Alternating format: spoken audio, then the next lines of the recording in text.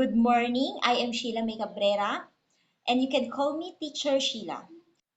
Today I will tell you a story, and the title of the story is Rumpelstiltskin. Try to pronounce the word Rumpelstiltskin. Very good. You got it right. Rumpelstiltskin. So if you're ready to listen to the story, sit down for I will start the story of Rumpelstiltskin.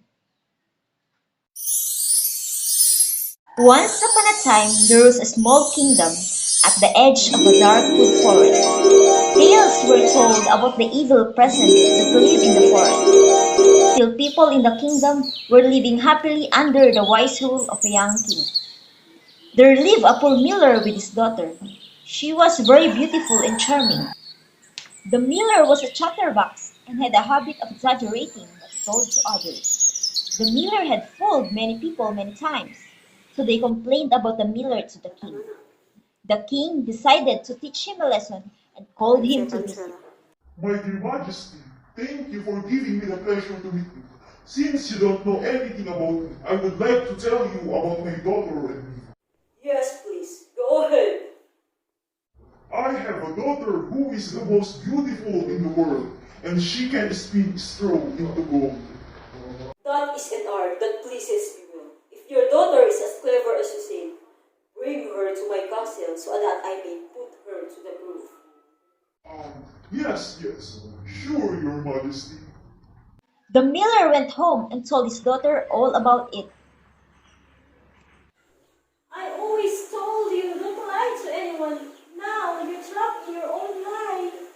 Father was speechless and ashamed of himself, and but left for the castle to face the upcoming disasters.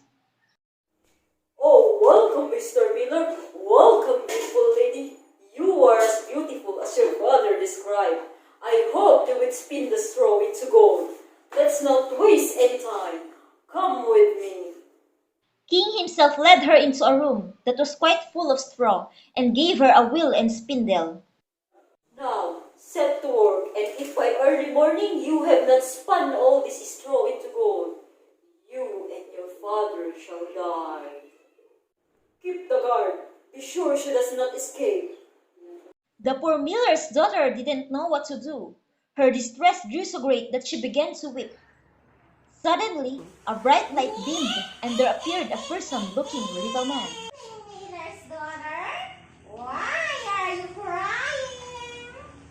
Oh, I have got to spin this straw into gold, and I don't understand how to do it. What will you give me if I spin it for you? I can give you my necklace. The little man took the necklace, and after some time, all the straw had been spun, and the room was full of gold.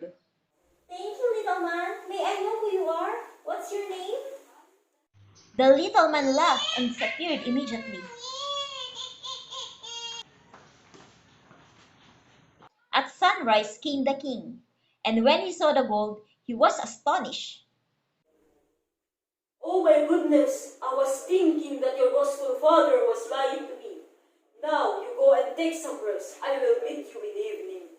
The miller's daughter thought that the king would now reward her and let her go home peacefully. But in the evening, the greedy king took her into another room filled with straw much bigger than the previous room. The girl didn't know what to do, so she began to cry again. Soon, the little man appeared in the room. Crying, little girl, what will you give me if I spin it for you? The girl thought for a while and noticed the ring in her hand, the last precious thing she could offer him. The little man pulled the ring and began to spin the wheel, whirring around. By next morning, all the straw was spun into glistening gold. Thank you so much, little man. May I know who you are, please? The little man laughed and disappeared. The king came in and was rejoiced beyond the measure at the sight. Oh dear, You are a gift to our kingdom. I have no words left to praise your talent. Please go and take some rest, and I will meet you again in the evening. At sunset, the king came to the girl and again took her into an even larger room, full of straw. These two must be spun in one night, and if you accomplish this, you shall be my wife. As soon as the girl was left alone, the little man appeared for the third time. What will you give me if I spin this straw for you this time? I have nothing left to give.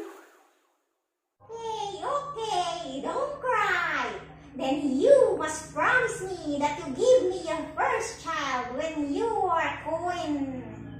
She had no choice but to say yes. Promise me that you will not forget your word. Yes, I promise. I promise. Little man began to spin all night much faster than before. All the straw was spun into gold.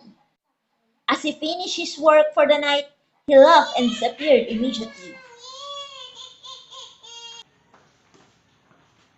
In the morning, the king came and found all the work done according to his wish. You have proved yourself enough. I will marry you tomorrow. The miller's pretty daughter became the queen. In a year's time, she brought a child to the world.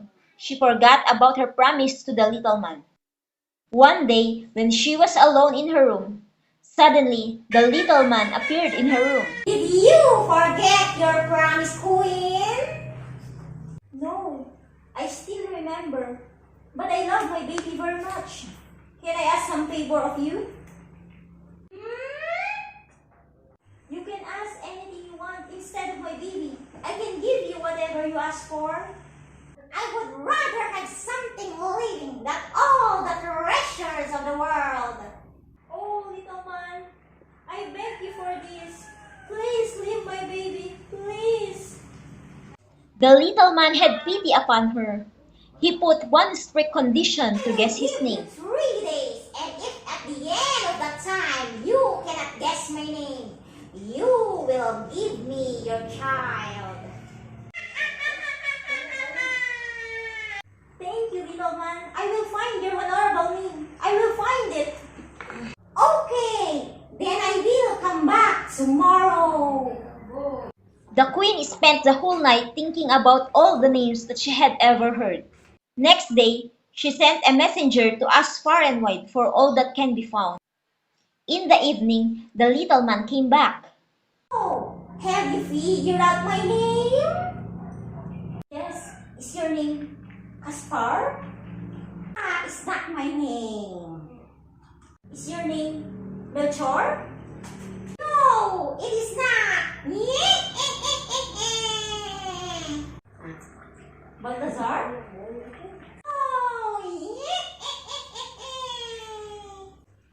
The queen repeated all the names she knew and went through the whole list given by the messenger. But after each name, Little Man laughed at her and said no. Enough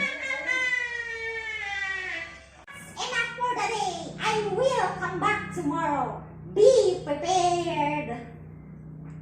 On the second day, the queen sent the messenger to the neighboring kingdoms to search the most unusual and singular names. The little man came back in the evening. The queen was ready with the list. Perhaps your name is Rose Ribs?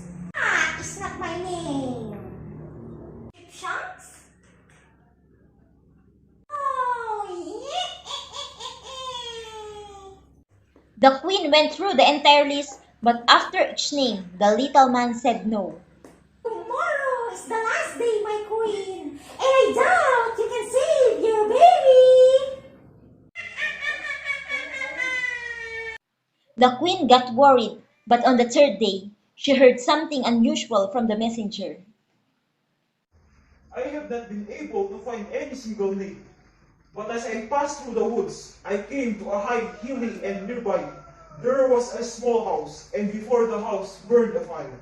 And round the fire danced a comical little man, and he hopped in one leg and sang. Today I bake, tomorrow I brew, the day that the child of the queen comes in.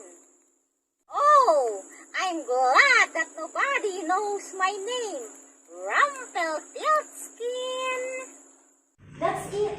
You cannot imagine how relieved I am. The queen immediately pulled out her necklace and gave it to the messenger as a reward. After some time, the little man reappeared.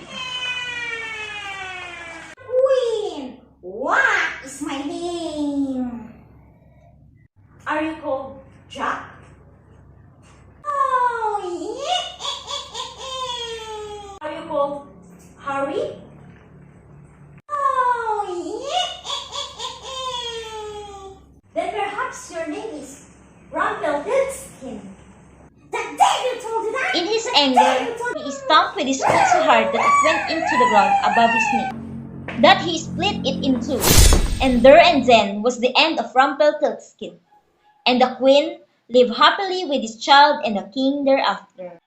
I hope you enjoyed listening to the story. That's all for today. Thank you.